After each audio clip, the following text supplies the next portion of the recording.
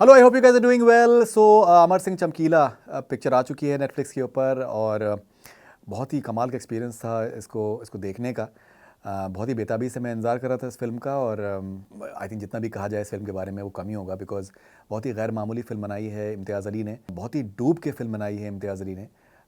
और इम्तियाज़ अली ने बहुत ही कमाल की फिल्में बनाई हैं, लेकिन मुझे लगता है कि अगर अगर उनकी उनके उनके फिल्मोग्राफी में अगर हम कहें कि कोई अगर परफेक्ट फिल्म हो सकती है तो मुझे लगता है कि चमकीला हो सकती है।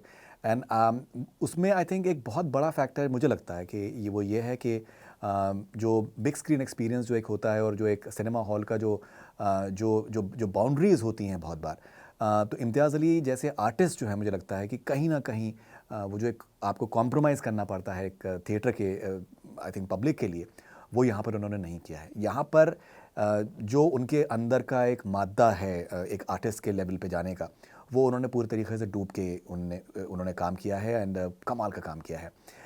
He has completely immersed himself into the story that he wanted to say. उसमें किसी तरीके से उन्होंने शुगर कोट करने की कोशिश यहाँ पर नहीं करी है, बिकॉज क्या है कि बहुत ही सेंसिटिव सब्जेक्ट भी है एक तरीके से अगर देखा जाए चमकीला की ज़िंदगी से मुतालिक। बिकॉज जितने उनके चाहने वाले थे चमकीला साहब के, उतने ही डिट्रैक्टर्स भी उनके रहे। स्पेशली जो उनकी फोर्श लिरिक्स या फिर सपोजिडली जो एक लचर लचर जो उनके लिखने का स्टाइल था गानों का, या फिर वल्गर लिरिक्स का की जो चर्चा थी, वो एक आई थिंक बहुत ही डबल एज सोर्ड है। People use to like it but at the same time there are people who did not appreciate it, जो प्योरिस्ट बेसिकली थे। तो उसको जस्टिफाई कर पाना कि उन्होंने यहाँ पर इम्तियाज़ अली ने आर्टिस्ट का साथ दिया है। इम्तियाज़ अली ने एक प्रोग्रेसिव एक रुख अपनाया है और वो कहने की कोशिश करी है जो जो वो कहना चाहते थे, बजाय ये सोच के कि क्या उनकी ऑडियंस देखना चाहती है।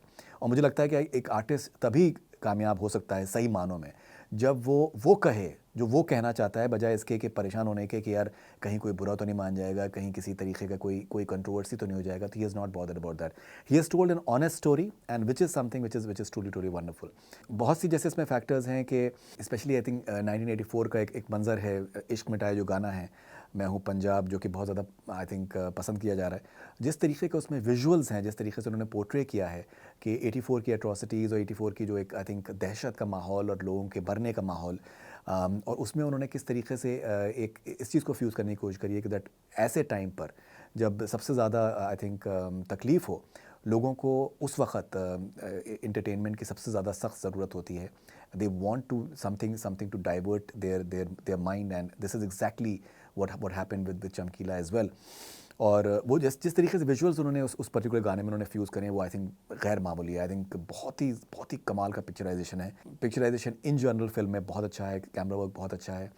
उसके अलावा जिस तरीके से उन्होंने सर्टन डिजिटल वीएफएक्स भी जिस तरीके से यूज़ किए हैं, वो भी बहुत ही इंटरेस्टिंग है। कॉन्स्टेंटली चमकीला चाहते हुए या ना चाहते हुए वो जो बाउंड्रीज़ हैं, जो जो एक सेट नॉर्म्स जो रखने की कोशिश की गई हैं, उसको वो ब्रेक करता है। he also succumbs to certain fear elements and लेकिन फिर भी कहीं ना कहीं जो उनकी ऑडियंस को चाहिए था वो उनको वो प्रोवाइड करते हैं।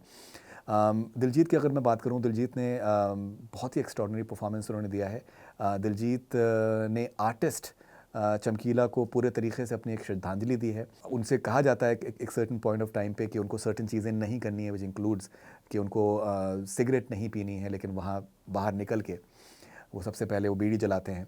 सो वो एक जो डिफाइंस जो एक आर्टिस्ट का होता है कि मैं वो करूँगा जो मेरी फ्रीडम मुझको मुझको कुछ को कहती है, बजाय इसके कि मैं जो बाउंड्रीज़ मेरे ऊपर थोपने की कोशिश की जा रही है बजाय उसको मानने के। तो I think he is extraordinary. एक सिंप्लिसिटी है, एक सादगी है। एक अगर निचले तबके से वो आते हैं तो उसका एक पोर्ट्रेल है कि कॉन्स्टेंटली एक इनसिक्योरिटी रहती है। मेंटालिटी जो है वो कुछ हद तक यही रहती है कि आप उनको कोई भी जो एक ओहदे पर हैं या फिर अगर एक सर्टन पोजीशन पे लोग हैं तो वो उनको नीचे दिखा सकते हैं। वो एक एक्सेप्टेंस कुछ हद तक जो पोर्ट्रे करी है दिलजीत ने, वो बहुत ही कमाल की है। एंड जो एक आई थिंक बेइंतहा मोहब्बत म्यूज़िक से, वो बहुत बहुत ही कमाल के तरीके से उन्होंने पोर्ट्रे किया है। जिस तरीके से म्यूज़िक के जो उनके उनके पोर्शंस हैं वो उन्होंने बहुत ही ज़्यादा उम्दा तरीके से उसको उन्होंने अदा किया है। ये बहुत इम्पोर्टेंट था कि एक ऐसे कलाकार को लेना फ़िल्म में जो कि ख़ुद भी एक अच्छा सिंगर हो, एक सर्टेन लेवल का सिंगर हो, बिकॉज़ लोग फिर रिलेट कर पाते हैं। जिस तरीके का एक स्टारडम चमकीला का दिखाने की कोशिश की गई है। एक मोमेंट है जब वो कनाडा में हैं और उनसे बताया जाता है कि जो ऑर्गेनाइज़र हैं कि इस थिएटर में बच्चन साहब का भी शो हुआ था, उस पे करीबन 137 हमें एक्स्ट्रा सीटें हमें लगानी पड़ी थी और आपके शो के लिए हमें करीबन 1500 से ज़्यादा हमें सीटें हमने लगाई हैं। That shows the level of stardom and he was like a huge mister Bachchan fan. तो वो जो आई थिंक एकदम से चेहरे पे जो आई थिंक एक्सप्रेशंस इस तरीके से दिलजीत के आए हैं, वो आई थिंक बहुत ही अच्छे एक्सप्रेशंस हैं। बहुत आई थिंक एट टाइम बड़ा मुश्किल हो जाता है कह पाना कि दिलजीत दोसांझ बेहतर सिंगर हैं कि बेहतर एक्टर हैं, because I think he's one of the finest actors that we have, and he has completely surrendered to the vision of Imtiaz Ali without worrying कि दैट कौन क्या कहेगा, किस तरीके से सोचेगा, बिकॉज ये फिल्म दुनिया भर में गई है और ये इस फिल्म के बारे में बहुत से जगहों पे अलग अलग लैंग्वेजेस, रीजन्स और कल्चर्स के लोग भी इसके बारे में बात करेंगे, बिकॉज जो एक फ्री स्पिरिटेडनेस एक जो बेसिक रिक्वायरमेंट है आर्टिस्ट के साथ में, वो एक ऐसा थीम है जो कि कोई भी रिलेट कर सकता है दुनिया भर में उस पर्टिकुलर थीम से।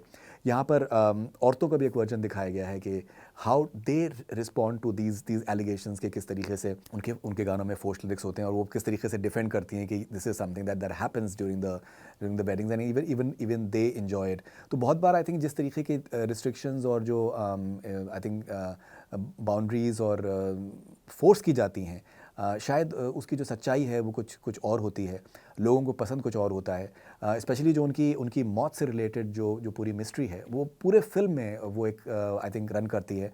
बिल्डअप किस तरीके से रन करता है, किस तरीके से आपसी रंजिशें किस तरीके से फैक्टर करती हैं। और भी सिंगर्स थे जो कि इस तरीके के लिरिक्स में भी शायद ज़्यादा फोर्स्ड लिरिक्स अपने गानों में यूज़ करते थे, लेकिन सिर्फ चमकीला को शायद टारगेट किया गया बिकॉज वो बहुत ज़्यादा पॉपुलर हो गए थे। मेरे ख्याल से उस तरीके का stardom at that point of time किसी ने देखा नहीं था। तो बाद में बहुत से लोगों के लिए मुझे लगता है कि एक रेफरेंस पॉइंट भी रहा होगा, उन्होंने अपनी ज़िंदगी को एक सर्टेन तरीके से गुजार पाए होंगे, बिकॉज जब चमकीला ने स्टारडम देखा तो ऐसा स्टारडम कभी किसी ने देखा नहीं था। तो आई थिंक बहुत से दिलचस्प से आई थिंक एलिमेंट्स उसमें सामने आते हैं, किस तरीके से वो एक तरीके का रोल मॉडल बनते हैं, वो भी चीज़ सामने आती है। और परिणीति चोपड़ा का काम भी बहुत अच्छा है। परिणीति चोपड़ा ने अपने आप को पूरे तरीके से सरेंडर किया है। दोनों के बीच में जो एक जो बॉन्डिंग है वो आई थिंक बहुत ही अच्छे तरीके से सामने आती है। परिणीति ने जो गाने भी जिस तरीके से गाए हैं वो भी बहुत अच्छे हैं। मुझे लगा कि थोड़ा सा शायद मे बी परिणीति का शायद रोल थोड़ा सा ज़्यादा हो सकता था। This is what I personally felt, because Parineeti बहुत ही कमाल के एक्ट्रेस हैं। And considering it was like अ जोड़ी बिटवीन चमकीला एंड अमरजोत, थोड़ा सा वो उस एलिमेंट को भी एक्सप्लोर करने की कोशिश की जा सकती थी, लेकिन वो शायद इसमें नहीं है। मे बी शायद अगर कुछ सर्टन बिहाइंड द सीन्स या फिर कुछ certain deleted scenes at some stage अगर सामने आते हैं तो मे बी शायद हम परिणीति के और पोर्शन भी हम देख पाएंगे। रहमान साहब का म्यूज़िक बहुत कमाल का है, बहुत ही अच्छे तरीके से उन्होंने, बैकग्राउंड स्कोर भी बहुत अच्छा है। It's really I think stunning in more ways than one. Irshad Kamil साहब के जो लिरिक्स हैं वो भी बहुत ही उम्दा हैं। जो गाना आखिर में आता है विदा करो, बहुत ही अच्छा आई थिंक गाना है और बहुत ही खूबसूरत तरीके से उसको पोर्ट्रे भी किया गया है, पिक्चराइज भी किया गया है। अरिजीत सिंह ने बहुत अच्छे से गाया भी है उसको, इरशाद साहब ने बहुत अच्छे उसके लिरिक्स भी लिखे हैं। ऑल इन ऑल चमकीला एक एक्स्ट्रॉर्डनरी एक्सपीरियंस है, विजुअल एक्सपीरियंस है। एक ऐसे आर्टिस्ट के बारे में मुझे लगता है कि दुनिया में शायद इस तरीके का आर्टिस्ट शायद नहीं होगा, जिस वजह से एपरेंटली जिस वजह से उनको शायद मारा गया, बिकॉज वजूहत बहुत सारे हो सकते हैं, वो इस तरीके के हैं जो कि आई थिंक शायद कभी किसी ने सोचा भी नहीं होगा। But he took his chances, he was fearless in more ways than one, and he took his chances and एक लेगेसी को वो छोड़ के चले गए, जो कि हमेशा के लिए याद रखी जाएगी। इंटरेस्टिंगली जो रिकॉर्ड प्लेयर्स होते थे उसमें जो रिकॉर्ड्स होते हैं LPs जिनको कहते हैं, तो उसको तवा कहा है because they look like a tawa, so which was pretty interesting as well. So all in all, I had a great experience. I had a wonderful time watching this film. It's an Imtiaz Ali masterpiece. Just don't miss it.